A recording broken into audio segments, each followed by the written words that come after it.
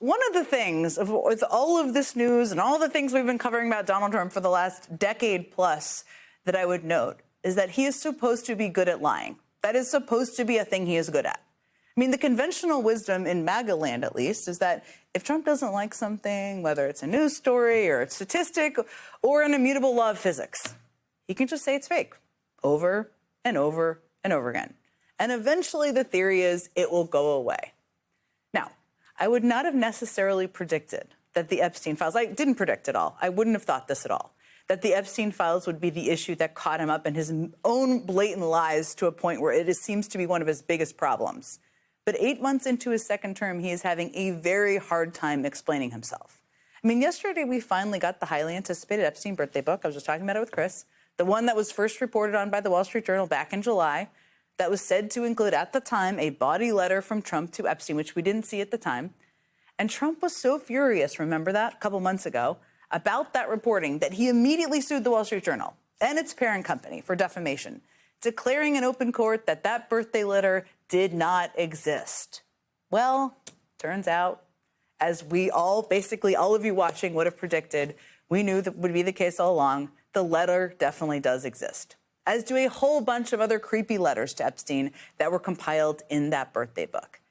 Now, I should warn you, many of the 200-plus pages, which were contributed by Epstein's friends, allude to his lifestyle with lewd references and suggestive images and incredibly crude and disgusting jokes. I mean, for example, one contributor expresses birthday greetings to Degenerate One, saying, "So many girls, so little time." Ugh. Another contributor wrote a poem noting that despite being an outrage to public decency, Epstein had avoided the penitentiary. One page seems to reference his lifestyle through clip art, depicting his plane and women in swimwear. You can see that on the screen, a little bizarre birthday note there. Then there is this particularly creepy illustration on the screen right now, appearing to show Epstein giving candy and balloons to female children in 1983, and then receiving massages and other things, apparently from those same girls, 20 years later. Disgusting. Now, taken together, they suggest, of course, all of this stuff, these were all birthday notes to the same guy, suggest that his behavior was a very open secret. I think we all know that by now.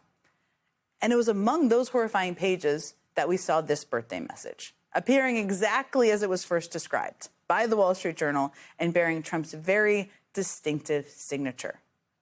And so Trump, who confidently told the world that this drawing did not exist, of course changed his tune.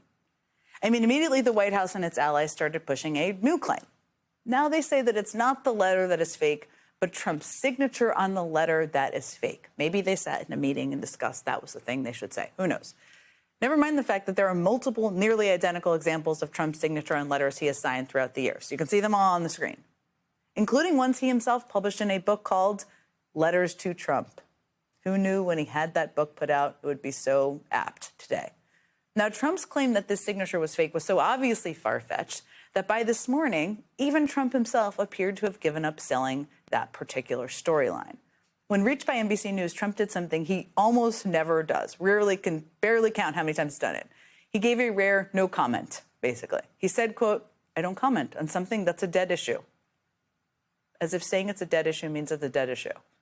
But clearly the issue is still very much alive, because by this evening, Trump was back to denying that he had anything to do with it. It's not my signature, and it's not the way I speak. And anybody that's covered me for a long time knows that's not my language. It's nonsense. And frankly, you're wasting your time. I mean, look at J.D. Vance in that whole video there.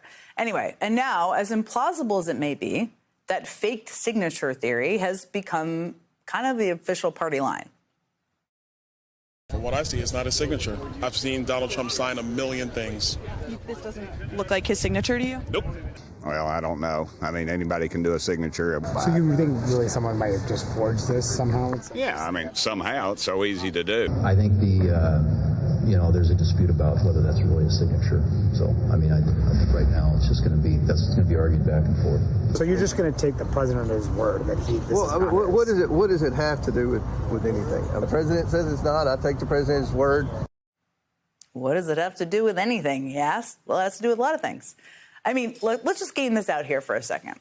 The theory James Comer is referencing is that 22 years ago, when Donald Trump was still a Democrat, sending texts to Hillary Clinton, of all people, by the way, when Trump and Epstein were still friends who partied openly together at Mar-a-Lago, and before Jeffrey Epstein's crimes became known to the public, someone out there, somewhere, had the foresight to fake Trump's signature and then include it in a book to his close friend in the hopes that it would damage his reputation when he was miraculously sitting in the Oval Office 22 years later, which nobody on the planet predicted.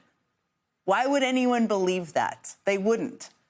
I mean, Trump's claim that this is all fake as well, pretty laughable. But frankly, that's to be expected with this guy. We know. Because anytime he encounters a story he doesn't like, he reflexively calls it fake. And those claims are becoming increasingly ludicrous. I mean, in August, Trump fired the head of the Bureau of Labor Statistics. Remember that? A nerdy career data expert claiming that she had somehow faked that month's jobs numbers to make him look bad. Of course, he provided zero evidence of that, and there's absolutely no proof. And then guess what? After she was fired, the jobs numbers continued to show the same downward trend. So if you follow this Trump conspiracy, the BLS commissioner manipulated data to make him look bad. And then even after he fired her, the new data that also makes him look bad is somehow still her fault. Trump's theory is that the BLS commissioner manipulated data to make him look bad. And then after he fired her, yeah, again, this is a crazy theory. Surely, totally sounds logical. No notes. It's the same thing with crime data. This is what he does over and over again. Trump wants everyone to believe that crime is on the rise so that he can justify sending troops into American cities, like here in Washington, D.C., like Chicago, like Baltimore. But crime is actually falling in those cities. And so Trump now claims that the police are manipulating the crime rate, accusing them of giving out phony crime stats, is what he calls it.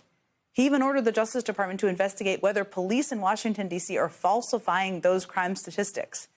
In an attempt to claim that his D.C. takeover has been successful, Trump now appears to be making the disgusting claim that D.C. police are exaggerating cases of domestic violence to make him look bad. They said crime's down 87%. I said, no, it's more than 87%. Virtually nothing. And much lesser things that take place in the home they call crime. You know, they'll do anything they can to find something. If a man has a little fight with the wife, they say this was a crime, see? So now I can't claim 100%. But we are a safe city. With all the things that man has done, he says that out loud. I mean, when it comes to his lies, though, no claim is too outlandish. We know that. The signature in that Epstein book is a fake. The crime data is phony. The economic data is bogus. He will contort reality in any way he can to try to make himself look better. We know that. And his blatant and obvious lies aren't just about protecting his fragile ego. That's part of it. He also uses them to target his enemies. I mean, for months now, Trump has been attacking politicians and government officials he does not like with far-fetched accusations of mortgage fraud. It's one of his favorite things he likes to do. To justify those claims, Trump has been relying on his hand-picked director of the Federal Housing Finance Agency, a guy named Bill Pulte. In just the last few months, Pulte has accused New York's Democratic Attorney General of mortgage fraud. He's accused Democratic Senator Adam Schiff of mortgage fraud. And he's accused Federal Reserve Board Chair Lisa Cook of mortgage fraud, which Trump used as justification in his attempt to fire her. Now, throughout all of that, Pulte has claimed he is just a mortgage fraud avenger and that he will investigate anyone, no matter their political party. He just wants to crack down on mortgage fraud. But reporters have turned up several instances of eerily similar, with some sounding at least on the surface worse, examples of mortgage filing errors from Republicans, none of whom are being publicly investigated. First, it was Texas's Trump-supporting Attorney General Ken Paxton, who claims 3 residents as his primary residents. Then it was 3 different members, 3 different ones of Trump's own cabinet, who all have concurrent primary residence mortgages on multiple homes. Over the weekend, Reuters even managed to obtain mortgage records for Bill Pulte's own father and stepmother, who, and I love this detail, appeared to have declared primary residences in 2 different homes, which sounds an awful lot like what he is calling mortgage fraud when it comes to Democrats. But the Trump administration has not announced investigations into any of those officials, and certainly not, of course, Pulte's own family at all. Today, the lawyer representing Adam Schiff in his mortgage fraud case pushed back forcefully, telling the Justice Department that while there is no factual basis for investigating Adam Schiff, there is ample basis to launch an investigation into Bill Pulte for weaponizing claims of mortgage fraud. And while we should all doubt, the Justice Department is about to launch an investigation of Trump's own appointees, that kind of pushback still matters. Because Trump's attempts to warp reality isn't just about repeating lies. It's also about intimidating anybody who might expose those lies and hold Trump accountable to the fact-based reality the rest of us live in. People like Adam Schiff, who held Trump accountable during his first impeachment and who did it again as a member of the January 6th committee, and who is now a United States senator working to hold Trump accountable on everything from Jeffrey Epstein to the economy to his attempts to take over American cities.